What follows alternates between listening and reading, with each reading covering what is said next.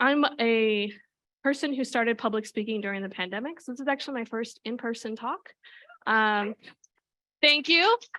One of the things that I don't get to do a lot with virtual talks is involve the audience. So I am going to be asking you questions throughout, so I hope you enjoy that.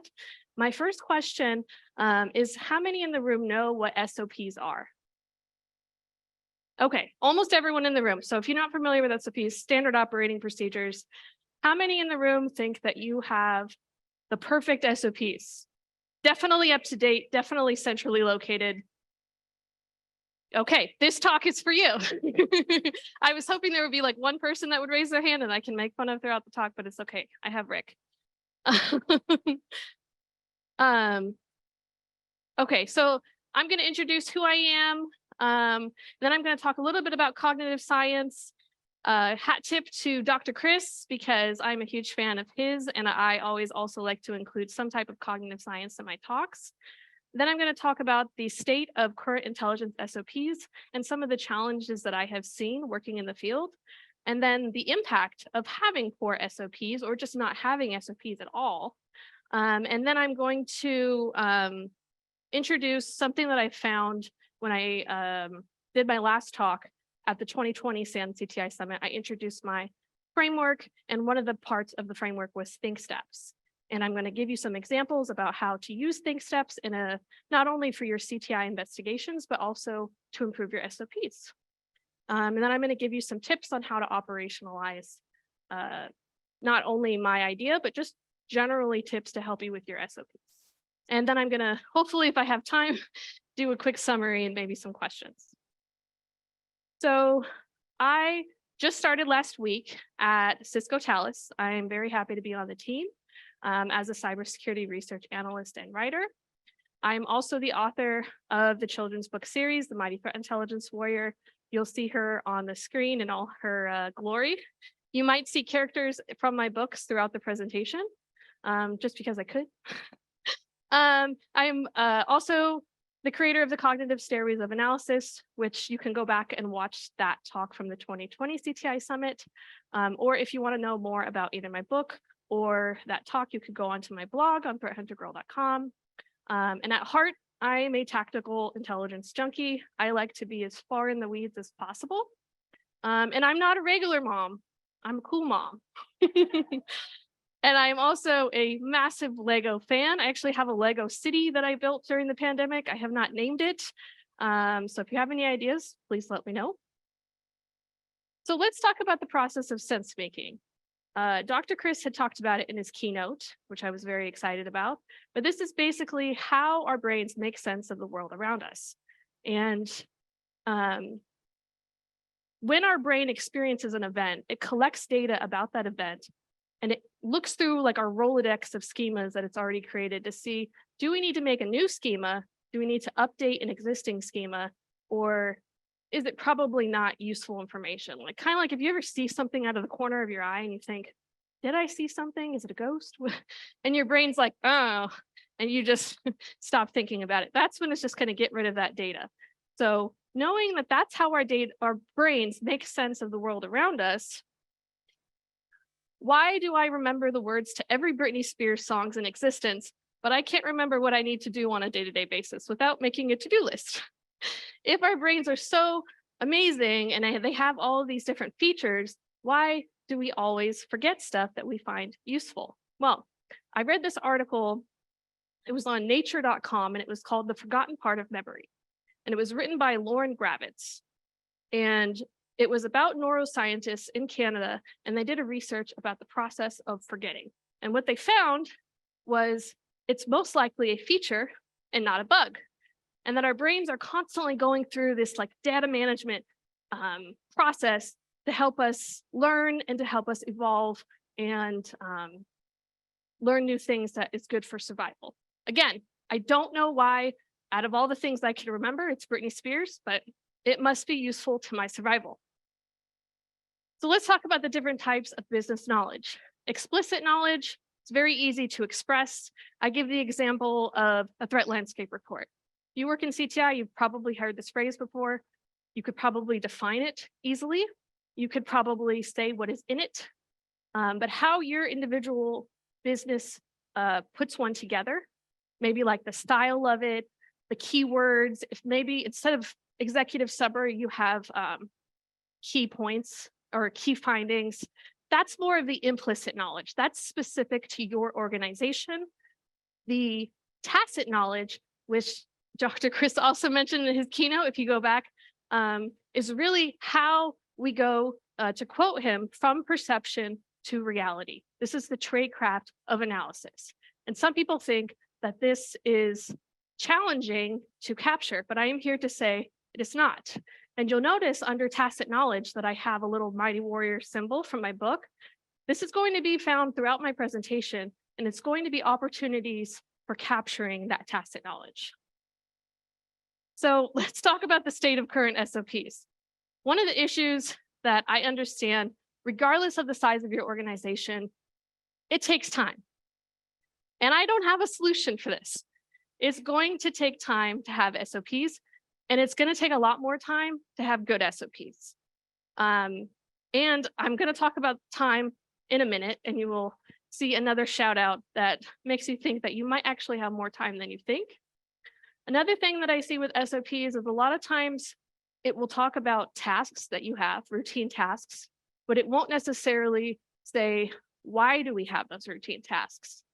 It won't say, what business function is this task helping? And I feel like there's an education opportunity for analysts, because if you don't know why you're doing it, it can be challenging when you take that implicit knowledge to another organization and they ask you, in the interview or whatever, why did you do that? Like, why do you think that that type of report or task is important? And you have no idea because you just haven't got that education. So I think the why you're doing something, whether it's why it's important to the clients or why it's important to the business, is important to add into the SOPs. So if you haven't seen this talk by Sherman, if you're in CTI or you manage a CTI team, it's one of the greatest talks I've ever seen. I saw it and instantly was like, yes, this. So if you think you do not have time, you might find that you actually have more time than you think. So I recommend going back and watching that either on the Stan's website or on YouTube. So another thing that I've noticed is SOPs are not, I don't know why it has Adele. I felt really silly when John had a Taylor Swift, and I was like, is that a Taylor Swift? Why did I find a meme that has Adele? Whatever, we're gonna go with it. But a lot of times SOPs are not up to date, or a lot of times what I see is you have this expensive product that your manager thought would be a good idea to use, and so you have SOPs for that specific tool. But then they decide the license for that for the whole team is too expensive, so you've switched to a cheaper tool or open source tool, but you haven't updated your SOPs. So then when someone comes in to do that job, they're like, oh yeah, we don't do that anymore. And then that person has to kind of like shadow someone and flounder. And I feel like they shouldn't have to do that. It's stressful. The other thing I've noticed is a lot of times if you work in an environment that fosters creative freedom, where people can come up with new ideas and say, I think it would be a really good idea to do an end of year report, or I think we should do, whatever it is that you think is a great idea for your organization. Maybe it's just a way to automate a process, and you create something and it becomes part of the team, like part of a critical routine task, but it's not necessarily documented. It may not be documented in a way that anyone but that one person understands. So let's talk about impact. So when you do not have good SOPs, it sucks when someone leaves, especially if they've been there for a long time, because they have all of that tacit knowledge. And if they haven't captured it, you're going to basically try to find someone to replace that person. And I'm here to say, might be an unpopular opinion, but I don't think anyone is replaceable. I think everyone that is in the audience, whether you're virtual or here physically, you are not replaceable, because you all have your own experiences, your own tacit knowledge, your own perspectives. And so a lot of times when organizations go to hire someone, it's a long process, because whether they know they have a bias in their brain or not, they do sometimes. And instead of looking for someone that's qualified for that role, or is eager to learn and has a good attitude and could quickly grow into that role. They just want to find a replacement. I want the unicorn that has these niche skills that the person who left, and you're not always going to find that. And then if you do find someone and they go to the onboarding and you don't have SOPs in a central location, it could feel like a goose chase, not only for the person onboarding that employee, but also for the person that is the employee. And like, I know for me specifically, I write a lot of sticky notes and I stick them all over my monitors, and I kind of judge my success at a new business, like how many I could take away over time. And I feel like if I'm already doing this, why aren't we, capturing that in SOPs so people don't have to flounder and write like, dozens of notes. The other point I wanted to make is that single point of failure. If you have someone that leaves and they have all of this knowledge, or they had created all of these new ideas or reports, it sucks for your team trying to replicate it, especially if it has to do with like coding and things like that. And maybe not everyone on the team has that. So I want to talk quickly about how I stumbled upon Think Steps. In 2020, I was writing a blog, or I was doing research to write a blog about the analytic tradecraft. And I wanted to expand upon the word of analysis because I felt like we don't do that enough as an industry. And a couple people have said this throughout the summit, that we kind of have an assumption that everyone understands what we're talking about when we say certain words. And I went through different industries to see how do other industries perform analysis. And I took my favorite things from each one and created my framework. And one of them was Think Steps. And this one was from a white paper, and it was called How Analysts Think Steps as a Tool for Structured Sense-Making in Criminal Intelligence Analysis. Try saying that 5 times fast. It is not easy, but basically the authors of this white paper interviewed criminal investigators, and they all had cases they had pre-prepared to discuss, and they talked about their analytic process throughout their investigation. And the mind map that you see is kind of what the authors put together. This is a lesson in QA because it literally says model of police operational intelligence analysis. I put model of police crime analysis process. Don't know why? We will talk about QA in a minute. But Think Steps basically are a template that allow the investigator to approach the case, decompose it into separate elements, and then classify the data during the investigation accordingly. For example, one particular investigator that was interviewed, they had never investigated the type of crime that they had prepared for this interview, and it was on human trafficking. And this is where I learned that they not only use Think Steps as a way to help themselves during their own investigation to keep on track and associate data accordingly, they also use it as a training tool for people who have never, if they've never done it, they already have a template to kind of go learn. And they do something called a phenomena study. And this is where they already have the template for this crime. They go and research all of the little bits of that crime so that they know what they're looking for during the investigation. And this is a similar mind map than what you'll find in the white paper. I recreated it in Whimsical, which is free, and I love it.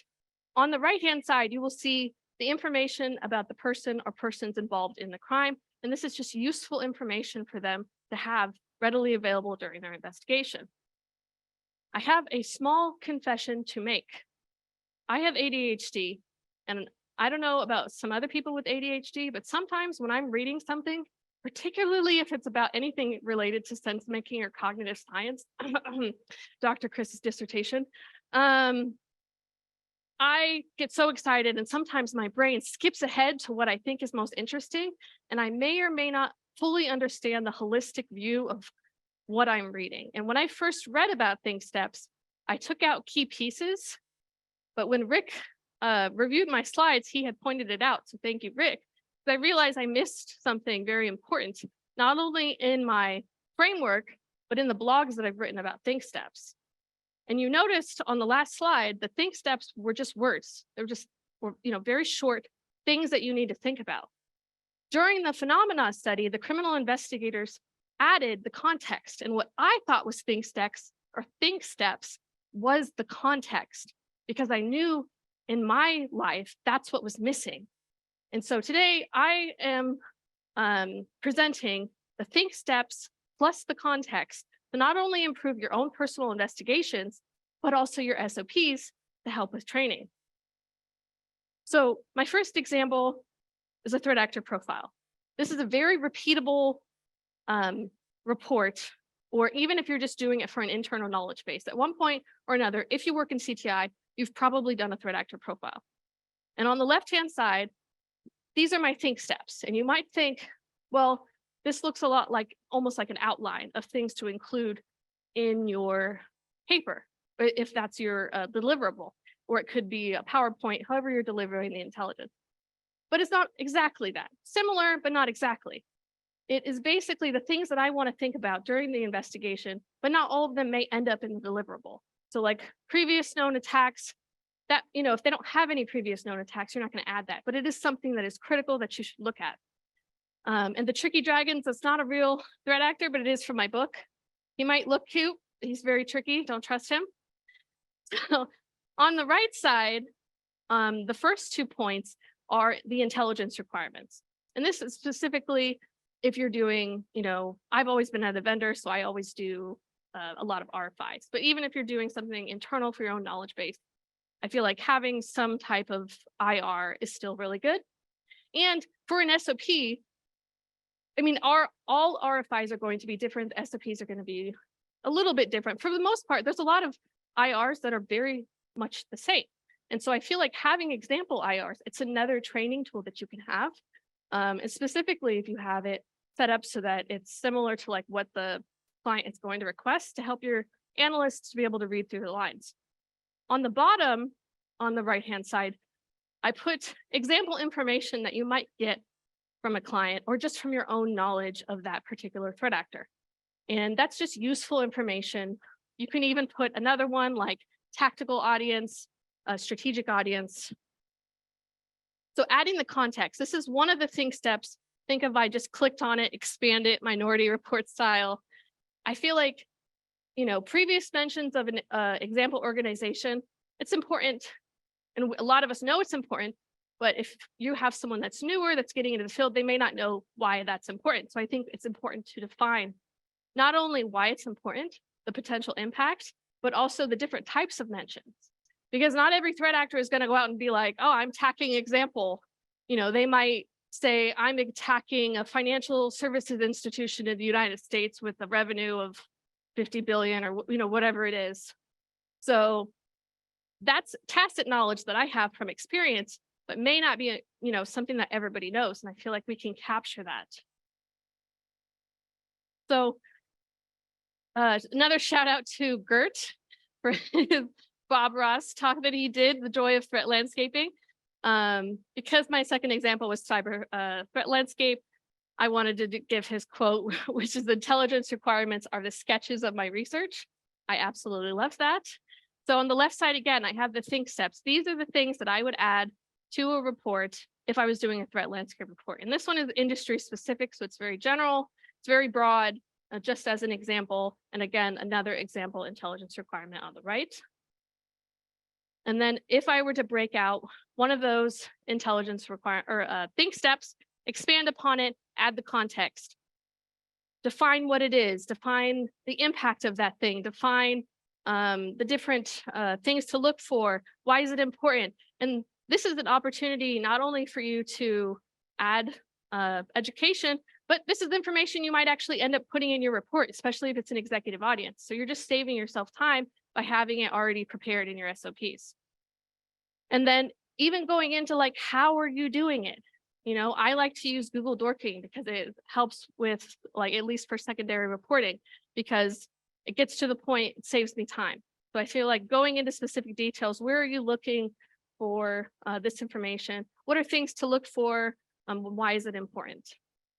So this is a quick, I am running low on time. So I wanted to give another example. I don't have context for this one, but I wanted to show another example of how it could be used for SOPs that's more like how the criminal investigators were using it, which is information or characteristics about a specific crime or things that you may see if you are, in your environment. So on the right-hand side, I added some intelligence requirements, but I also think this is a great opportunity if you're going to model it like this, to put stuff that like common words or language that, at least if you're on a vendor, that clients use, because sometimes you'll notice when you're trying to create intelligence requirements, you have to read between the lines.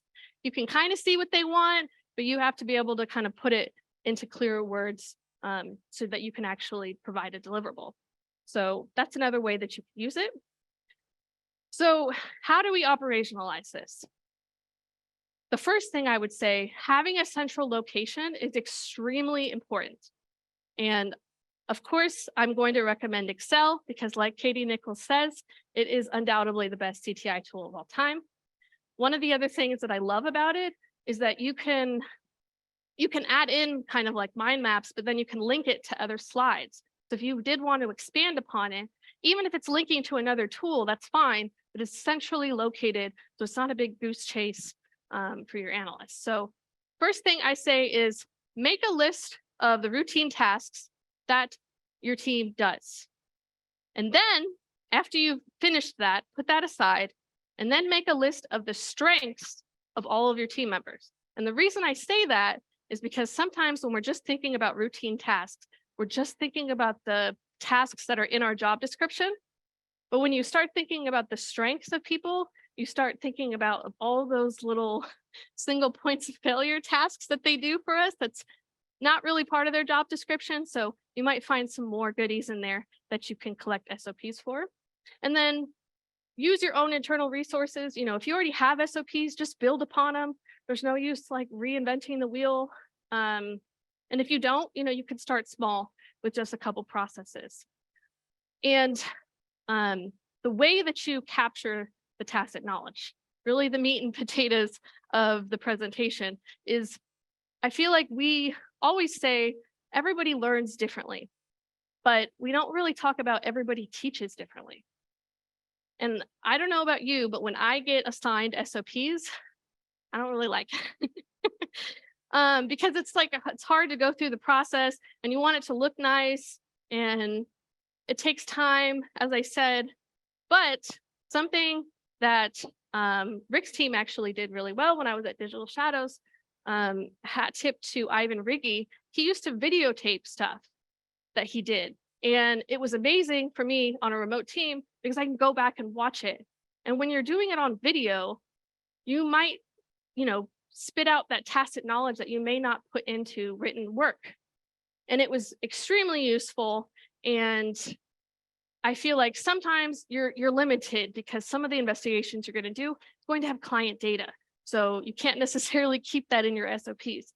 So you can sanitize it, or also if you have any type of repeatable task that's not necessarily related to a specific company, or if you can recreate it in a similar fashion with just information that's out there, like a known malicious things that you can put in its place.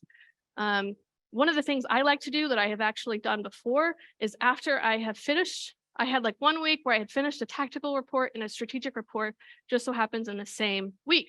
And there was someone on my team that was looking to know more about my thought processes. So I got on a call with them and just kind of went over like, if I'm on VirusTool, I'm looking at the, malware that's communicating with it. And then I'm looking at the related, infrastructure. And then I might go on, if I'm doing like a strategic report, I like to use Unit 42's playbook. They have a lot of industry specific stuff. SecureWorks has some stuff. Bleeping Computer is a great knowledge base. If you just go in and you type in like whatever your industry is, financial services or whatever, then you could see every time they've tagged that in a story, and that's extremely useful information. And this is just stuff that, we might think is obvious, but it's not going to be obvious to other team members. So I think pay attention or ask your team members, how do they like to learn? Do they like to follow along? Do they like to not talk to anyone and just read it? Do they like screenshots? But also ask them, how do they like to teach? Because if they are just going to get on a Zoom call, even if you're able to just record it, or if they're just going to explain it, maybe even just in a lunch and learn type situation where they're just explaining their thought process, that might be more comfortable for them, and everyone will still get the knowledge. And you could even record, that for people that missed it. And then peer review, as we saw, very important. And I think it's really important to not just look for grammar mistakes, but look for, like, actually try to do that thing and have your managers do it, have your seniors do it, have your newbies do it, and try to go through the process. Because if you can't follow the steps, or you have one part that doesn't work, you have to document that. And onboarding is a great time to review your SOPs, but I will say every organization that I've been at is really good at asking me, what are my opinions are about the onboarding process? What are my opinions about their SOPs and their processes? They're always looking for feedback. I don't know about you, but I'm never going to be like, oh, it's garbage. It's total garbage. Thank you for hiring me, but let me make fun of you. So don't expect your newbies to actually answer that question. Ask, but they might not answer. What you should be doing is asking them, how is it going? And if you notice that they are reading an SOP and it doesn't make sense to them, or some part of it's disconnecting, especially if it's something technical and they're getting some type of error, that's a cue for you to update it, or to get someone else to update it, put it on your to-do list. It's not a job for your newbie to figure it out. It's just your cue as a senior or a manager to get that fixed, so it's easier for the next person. And lastly, make sure it's a living document. It's hard. Chasing SOPs down and getting them done, it is hard. It takes time, but it's worth it. I have seen pure chaos and not a lot of processes in place, and I've seen when there's a lot of processes and a lot of SOPs, and it makes your life 100 times better as an analyst on your day-to-day, even if you have to do extra work, because it's organized. So I do think there is light at the end of the tunnel, and you will see rewards for that. And then anytime, again, if you're switching tools and your SOPs are for that specific tools, try and update that, or any changes to existing tasks, any new ideas that get created into a task, it's a great way to do it. So remember, our brains are amazing at how we make sense of the world around us, but you're not going to remember everything. So if you know you're wired to forget, then why not capture that data while you still have it? It takes time, but it is worth it. And try to keep them up to date. Try to not only talk about what it is you're doing, how you're doing it, why you're doing it, and avoid single points of failure. And while you're avoiding single points of failure, make sure you're not impeding on creative freedom, unless you want to, then that's on you. But also adding the think steps as a template specifically for those repeatable tasks that you have, not only like internal tasks, but whether it's RFIs, reports, and then that information can be used not only to help your analysts stay on task during their investigations, but also for training other employees. And I finished on time. Thank you.